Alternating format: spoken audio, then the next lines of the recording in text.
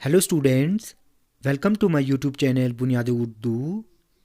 Students, आज हम मसनवी शहज़ादे के गायब होने की दास्तान का खुलासा पढ़ेंगे। बच्चों, आज की वीडियो बहुत इम्पॉर्टेंट है।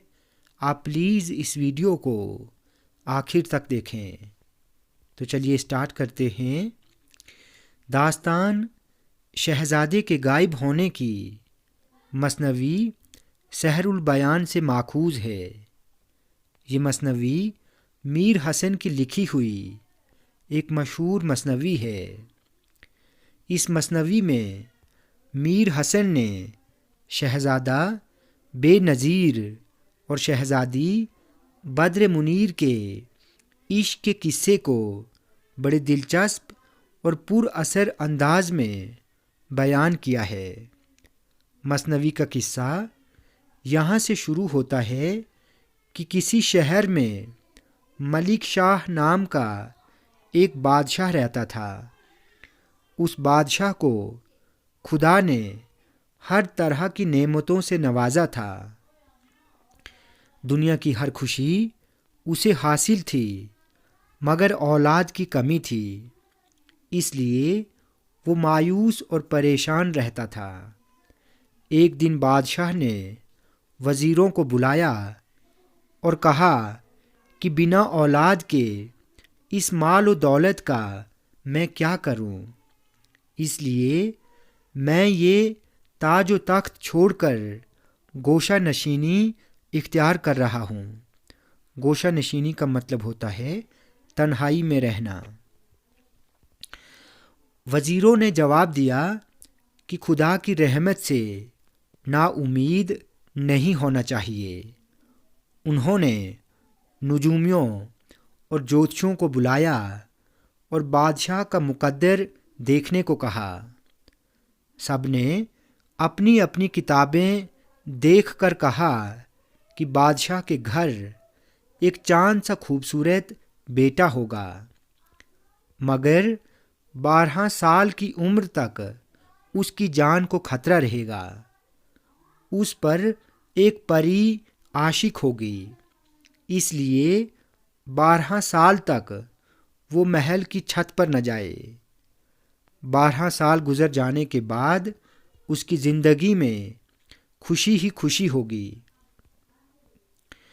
बादशाह के यहाँ 9 माह गुजर जाने के बाद एक निहायत खूबसूरत बच्चा पैदा हुआ। उसका नाम बेनज़ीर रखा गया। बादशाह ने खैरात की, खुदा के नाम पर बहुत दौलत लुटाई, फ़कीरों और मोहताजों को बेशुमार रुपए दिए। बादशाह ने एक बाग में उसकी तालीम व तरबियत का इंतज़ाम किया। हर फ़न के असातिज़ा उसे तालीम देने के लिए बुलाए गए। अपनी ज़िहानत की बदौलत, ज़िहानत तेज़ी को कहते हैं, होशियारी, इंटेलिजेंस। अपनी ज़िहानत की बदौलत कुछ ही सालों में अदब, हिकमत, कानून, मौसीकी, घुड़सवारी, तीर अंदाज़ी वगैरह में कमाल हासिल कर लिया। मौसीकी संगीत को कहते हैं। हिकमत का मतलब है इलाज का इल्म। अदब का मतलब लिटरेचर। ठीक है। शहज़ादे का 12वां साल लगा तो बादशाह ने अपने वज़ीरों और सिपाहियों को हुक्म दिया कि कल शहज़ादे की सवारी निकलेगी। शहज़ादा 4 घड़ी तक खूब सैर करने के बाद महल में लौट आया।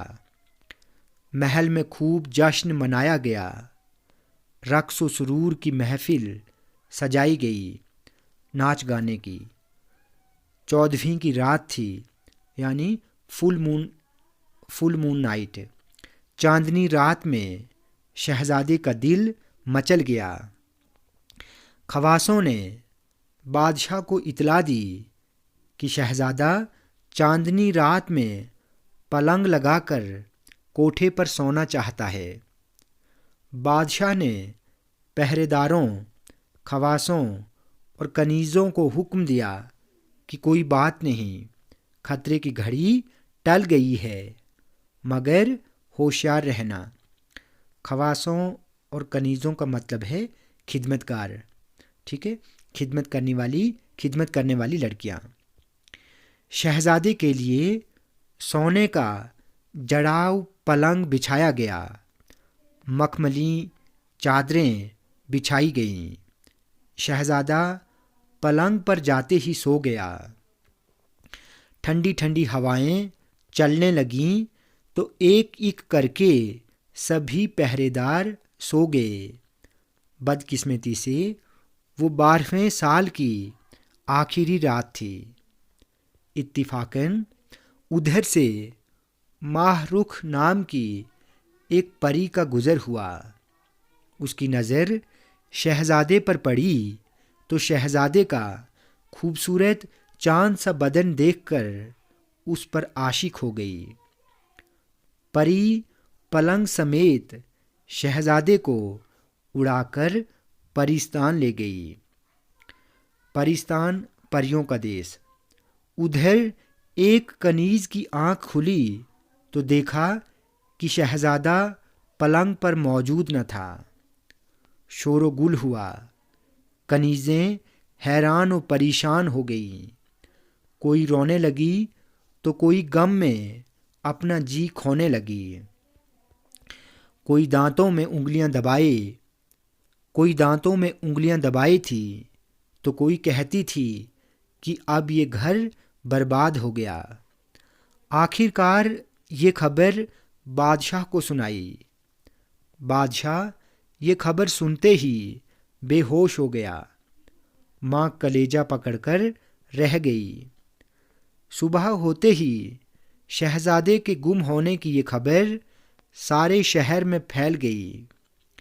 شہزادے کو ڈھونڈنے کے لیے بادشاہ نے اپنی ساری دولت خرچ کر دی، لیکن شہزادہ کہیں نہیں ملا۔ تو بچوں، آج ہم نے مثنوی شہزادے کے غائب ہونے کی داستان کا خلاصہ پڑھا۔ بچوں، ویڈیو آپ کو اچھی لگی ہو تو آپ پلیز اس چینل کو سبسکرائب کریں، لائک کریں اور شیئر کریں۔